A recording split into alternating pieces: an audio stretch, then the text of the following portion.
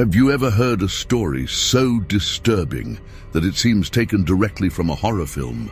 Something that makes us question if it really belongs in a sacred text. Well, this story is in the Bible, specifically in the Old Testament, and honestly, I consider it one of the most frightening stories in the entire Bible. And I must warn you, this story is not for the faint of heart, nor suitable for minors. Therefore, if you have memories or past traumas, be aware that this video could be triggering for you.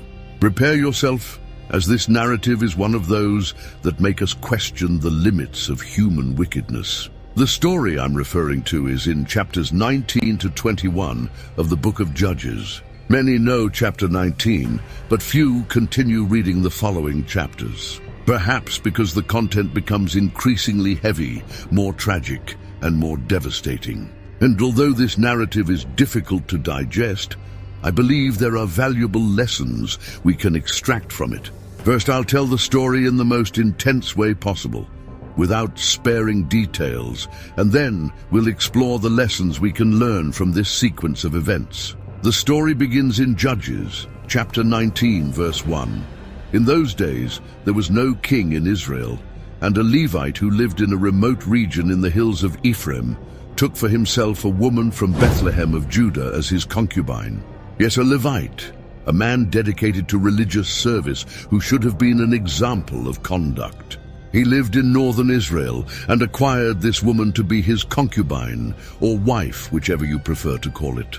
The woman, in turn, lived in the south in Bethlehem. But this union, which already starts strangely, soon takes an even more unexpected turn.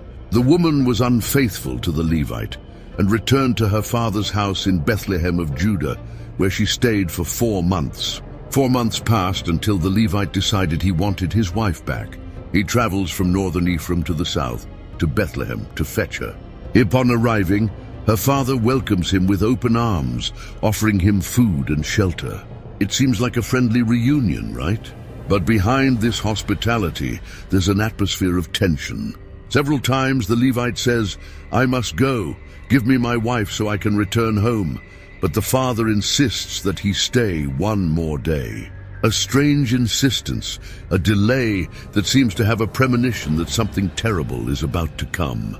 This back and forth continues for several days until finally the Levite decides to leave, thanking his host for the hospitality but insisting it was time to go. However, this decision to depart late in the day would be just the beginning of a journey of terror.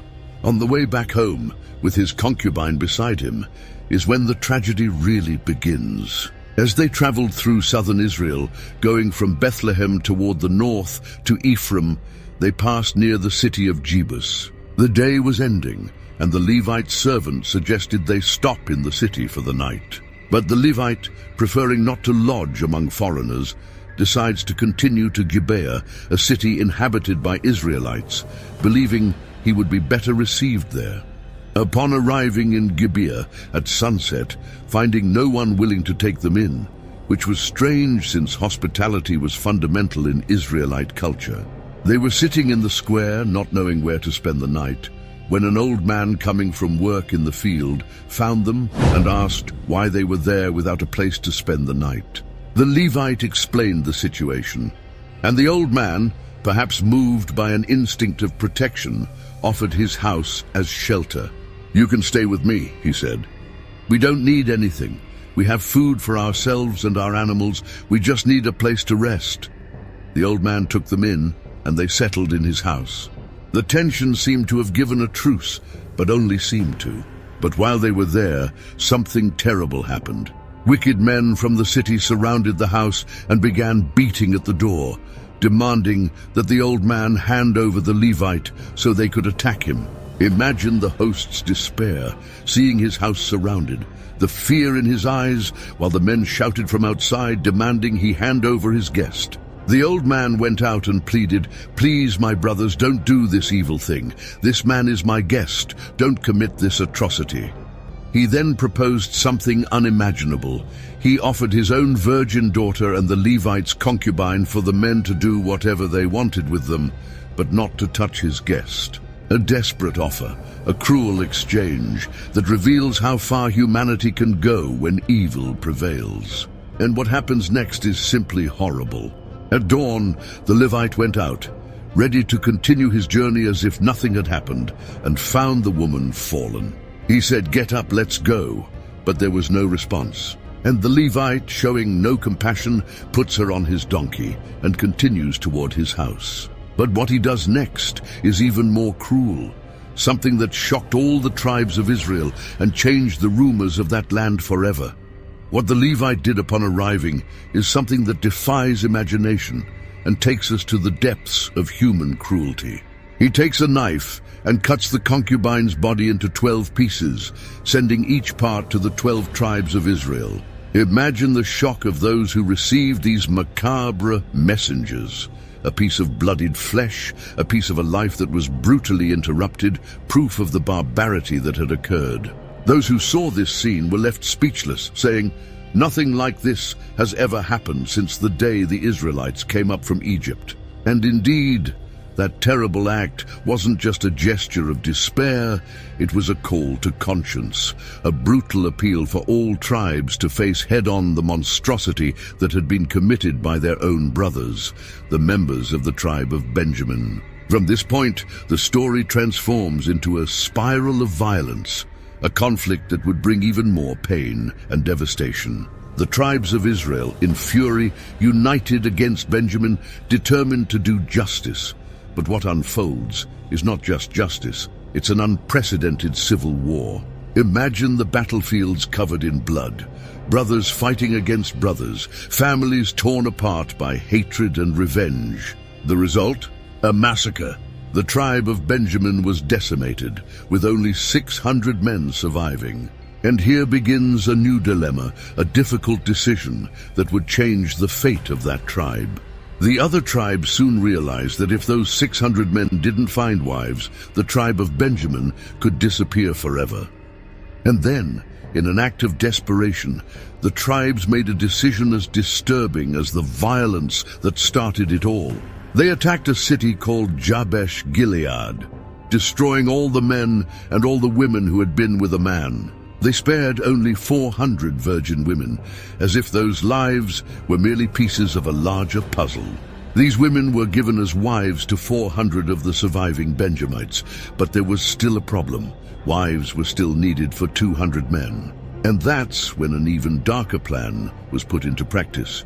During a festival, the other tribes allowed the Benjamites to capture women from a neighboring city while they were dancing, an act of violence masked as a solution.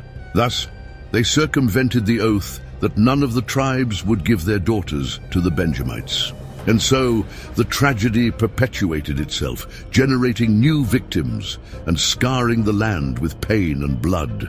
This story is a testimony to a chain of ruined decisions that one after another led to more and more tragedies. And the most shocking thing is that this destruction didn't just affect the guilty, but also the innocent, who became pieces in a game of power and revenge. It's clear proof that our choices, when not guided by wisdom and compassion, can trigger devastating consequences that completely escape our control. However, even amid so much chaos and destruction, we see a small sign of mercy, a glimmer of what could be redemption. God, who seemed to be distant during the entire tragedy, allows the tribe of Benjamin to recover and not be completely extinct. It's as if, despite the worst human decisions, there was still space for reconstruction, for a new beginning. Perhaps amid all this pain, God was showing that even in the worst situations, there is always a chance to rescue humanity and what remains good in us. But if there's something we can learn from this dark story, it's that the absence of leadership and responsibility leads us to a point of no return. In Judges chapter 19, verse 1, we read that, "In those days there was no king in Israel. Without a leader, without a guide, everyone did what was right in their own eyes, but this right quickly transformed into a spiral of destruction." When we have no one to account to, when there's no clear direction, we become vulnerable to acting recklessly, driven by fear, anger, and thirst for revenge. Another learning is the importance of seeing each human being as someone who carries God's image, with an intrinsic value that cannot be ignored or negotiated. No one should be treated as an object, much less seen as a bargaining chip, regardless of their social value or position. And perhaps the most impactful lesson of all is this: the more we distance ourselves from God, the closer we get to actions we never imagined we could commit. The story of Judges reminds us that when we lose contact with what is sacred, we become susceptible to committing unthinkable acts and losing ourselves completely. The tribes of Israel, separated from God, lost the notion of what was just and correct. And just like the Israelites, we are vulnerable to losing ourselves when we don't have a solid foundation.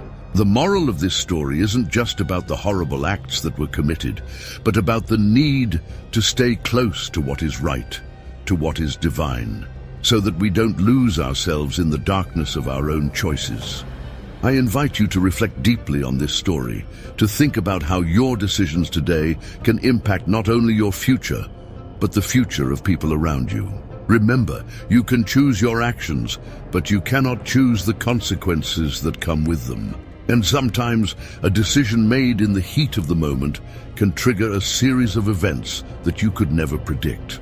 If this video brought you something to reflect on, share your ideas in the comments, like and activate the notification bell so you don't miss any video from our channel. May God bless you and see you next time.